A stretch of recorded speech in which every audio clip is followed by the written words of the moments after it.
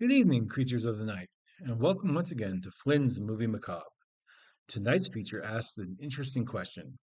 How far would you go to stay young forever? A new haircut, a healthier diet, maybe a little skin cream. Those are all reasonable choices. But how about injecting yourself with an experimental serum made from wasps? It feels like a decision you should sleep on. Our feature tonight is the 1959 cult classic, The Wasp Woman. You're about to witness one of the greatest cautionary tales ever aimed at the cosmetic industry.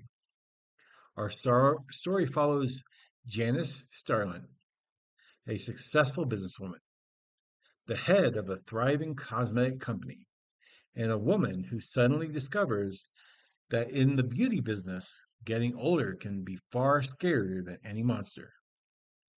When sales begin to fall and young faces start appearing in advertisements, Janice becomes desperate, and desperate people rarely make sensible decisions.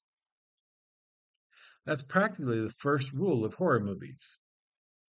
Enter Professor Zinthrope, a scientist, a genius, a man whose resume should have included the phrase frequently ignored by ethics committees.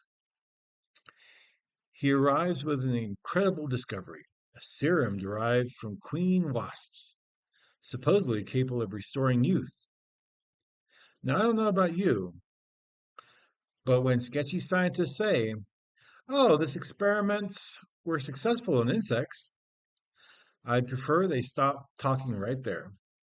I've lived for centuries, and even I know if nature gave something a stinger, it probably wasn't meant to be skincare. Of course, Janice can't resist, because horror movies have another important rule. If a scientist says, this hasn't been fully tested, someone nearby immediately volunteers. And that's exactly how we end up with giant ants, mutant blobs, radioactive lizards, and tonight, a wasp woman. So I suppose you could say she's trying to look beautiful. I know. Wrong insect. But around here, we don't let facts get in the way of a perfectly terrible joke. So dim the lights, lock the doors, and if someone offers you an experimental youth serum, read the warning label twice. Because tonight we watch The Wasp Woman.